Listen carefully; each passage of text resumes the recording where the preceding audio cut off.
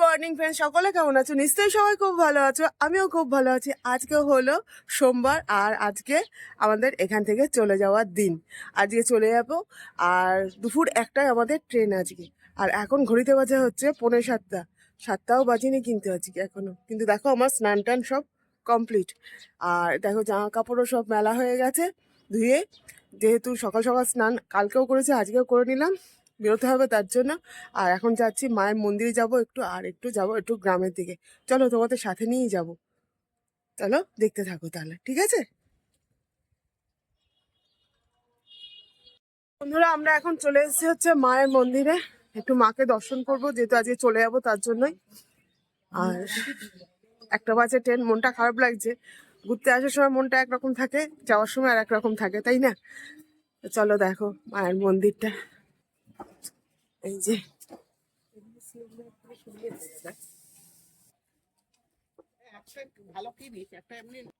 মায়ের এখানে বাগানে জবা গাছের ফুল দেখো, আর জবা গাছের সাইজ দেখো, মানে জবা ফুলের সাইজটা দেখো শুধু। দাঁড়াও তোমাদের দেখায়, ক্যামেরায় কতটা আসছে বুঝতে পারছি না। এটা একটা পিঙ্ক কালারের, নিচেও একটা হয়ে রয়েছে এই যে। উম, এই গাছটাতে তো ফুল ভর্তি হয়ে গেছে।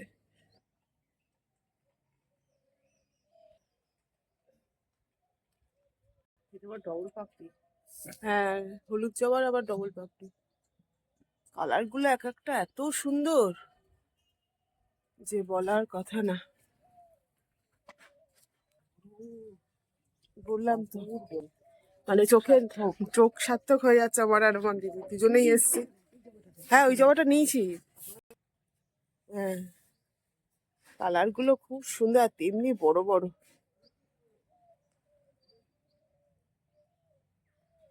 মাটির সঙ্গে ঠেকে গেছে গাছ একদম পুরো, ফুলের ভারী। যেমনি মানে সাইজে বড়, তেমনি তোমার মানে প্রচুর কালার, ভ্যারাইটি কালার জবা। হচ্ছে বাড়িতে জবা ফুটতেই চায় না শীতকালে, যাই হোক কি সার দেয় জানি না। ভালোই লাগছে মার কাছে এখানে সকালবেলাটা এসে।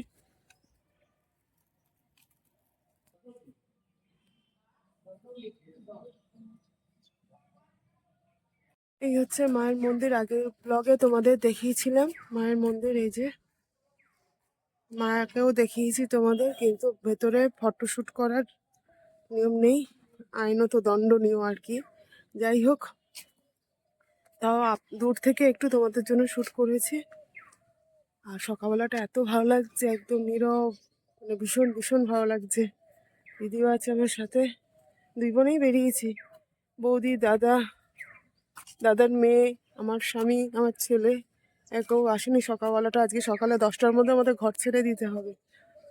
আর যেহেতু সকাল 10টার মধ্যে ঘর ছেড়ে দিতে হবে, তাই আমি আর দিদি ভাবলাম যে সকালবেলা একটু মাকে ভোরবেলা দর্শন করে যাই, যেহেতু স্নান হয়ে গেছে তার জন্য।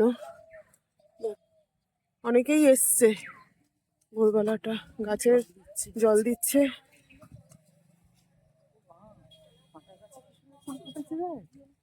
হুম কাঁটা গাছে ফুল। একটু টুকটাক কিছু কেনাকাটা করব বাড়ির, আমার দেওরের মেয়ে আছে, ওর জন্য একটু দেখি একটু কানের কিংবা একটু কিছু যদি পাই। দোকান এখনো খোলেনি সেরকম ভাবে কিছুই, দেখা যাক কি পাই।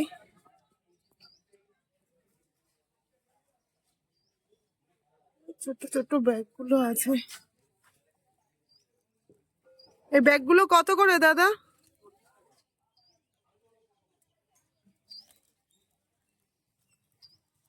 এই মিকি মাউসের গুলো 40।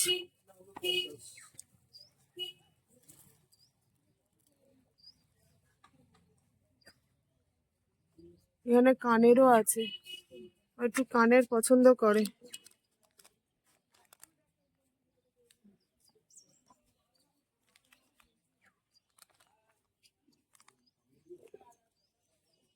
ঘুরতে ঘুরতে একটু গ্রামের ভেতরে ঢুকে এসেছি, আর দেখছি এখানে খুব সুন্দর একটা মন্দির আছে, দাঁড়াও তোমাদের দেখাই।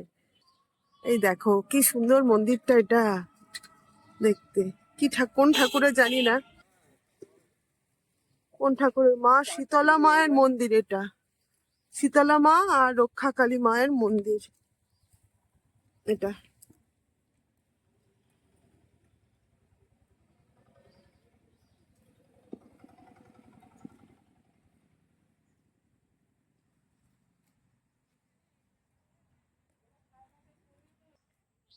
দিদি দাঁড়িয়ে আছে ওইদিকে, তারা দিচ্ছে আমাকে, বুঝেছো বন্ধুরা? তাড়াতাড়ি হোটেলে লজে ফিরতে হবে, তার জন্য তারা দিচ্ছে দিদি, তাড়াতাড়ি লজে ফিরতে হবে, কারণ ঘর ছাড়তে হবে। গোছানো হয়নি কিচ্ছু আমাদের এখনো, কারণ হচ্ছে যে ভাবলাম একটু ঘুরে আসি গ্রামের ভেতরটা। কালকে তো সাইট সিনে মানে বাঁকুড়া বিষ্ণুপুর দেখতেই কেটে গেছে গতকালে, সারাদিনটাই চলে গেছে। সন্ধ্যাবেলায় মানে 7টা সাড়ে 7টার সময় কালকে ফিরেছি, যার জন্য আজকে আর ভাবলাম ভোরবেলা 2 বোনে বেরিয়ে পড়ি। তাই খুব যে খুব যে ভোরবেলা বেরিয়েছি তা না, চলো আবার ব্যাকেই যাই। অনেকটা হাঁটলাম, কিন্তু খুব যে গ্রাম, তার ভেতরে ঢুকতে পারিনি আমরা। কেন একটা মন্দির, এই যে তো একটা মন্দির, এটা কোন ঠাকুরের মন্দির বলতে পারবো না, মনে হচ্ছে ভোলেনাথ। নন্দীজি বসে আছে তো, নন্দী মহারাজ বসে আছে, নন্দী মহারাজ বসে আছে, মনে হচ্ছে ভোলেনাথের মন্দির। মায়ের মন্দির যেখানে, সেখানে তো ভোলেনাথ থাকবেই, তাই না? দাও, মায়ের মন্দির দেখালাম তোমাদের একটু আগে।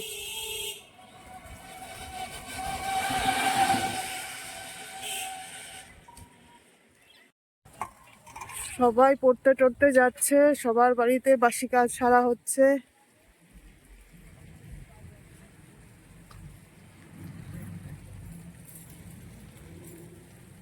যে হচ্ছে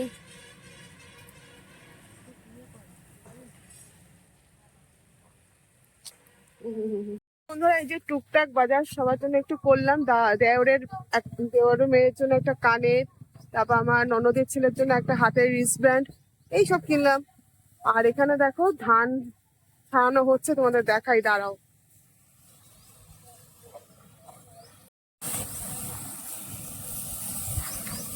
এটা কি ধান ছাড়ানো হচ্ছে গো? হ্যাঁ, ধান ছাড়ানো হচ্ছে। ও,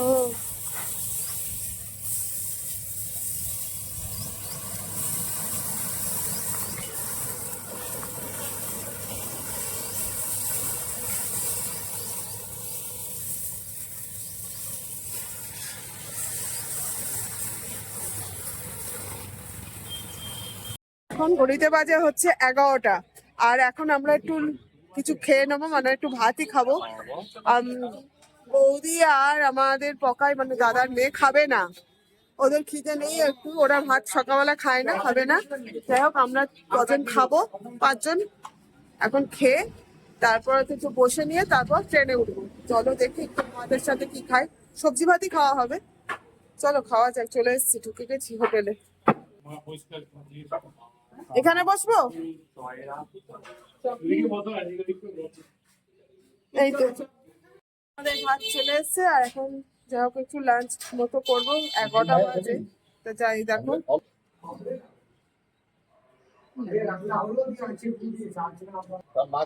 চলো একটু খেয়ে নিই, যা হোক করে একটু খেয়ে নিয়ে তারপর আবার স্টেশন যেতে হবে ট্রেন ধরার জন্য, বাড়ি যাওয়ার জন্য।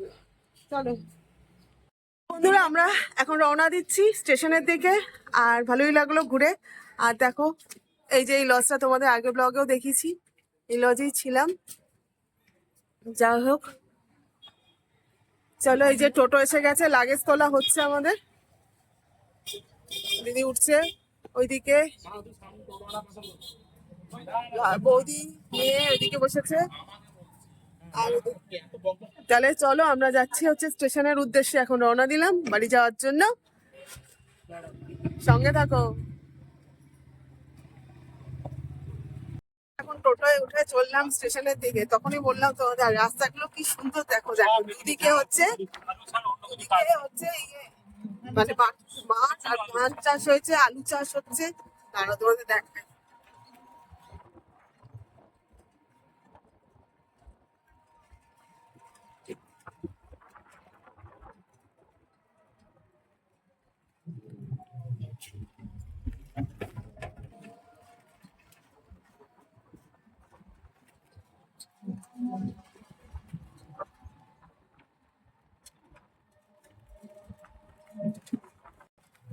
আমরা কলকাতাতে এত ফাঁকা জায়গা দেখতে পাই না, এত সুন্দর, এত ফাঁকা, এত গ্রাম্য পরিবেশ দেখতে পাই না, গায়ে গায়ে বাড়ি। কিন্তু এখানে গ্রামের দিকে গেলে মনটা ভরে যায়, তাই না?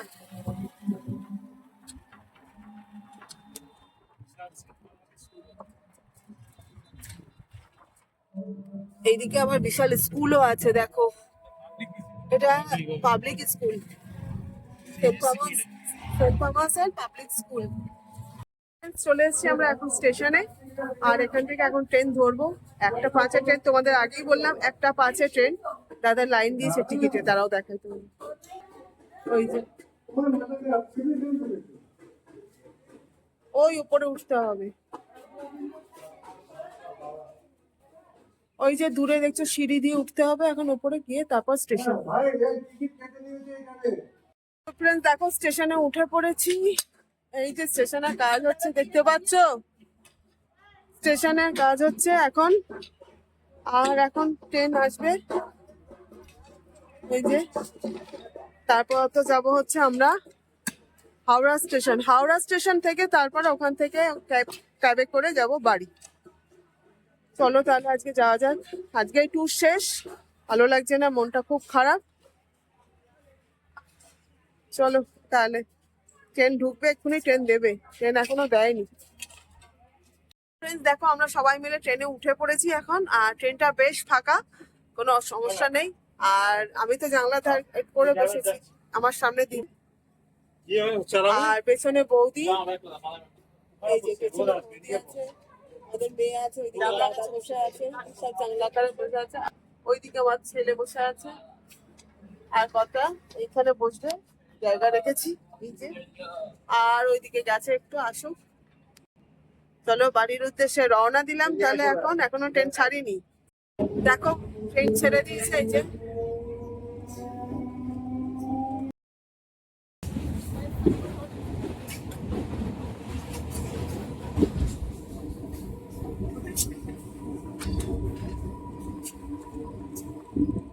হ্যালো বন্ধুরা, গুড ইভিনিং। তা দেখো বাড়ি চলে এসেছি আজকে।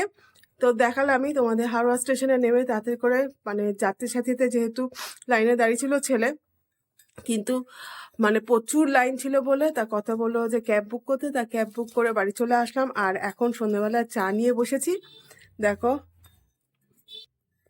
এই যে চা বিস্কুট, তা দেখতে পেলে চা বিস্কুট নিয়ে বসে গেছি এখন। তাহলে চলো ব্লগটা আর বাড়াচ্ছি না, এই পর্যন্ত। সবাই খুব ভালো থেকো, সুস্থ থেকো, আর আমার পাশে থেকো, আমার চ্যানেলটা সাবস্ক্রাইব করে দিও, আর আমার ব্লগগুলো দেখো প্লিজ। তাহলে এই পর্যন্তই, টাটা।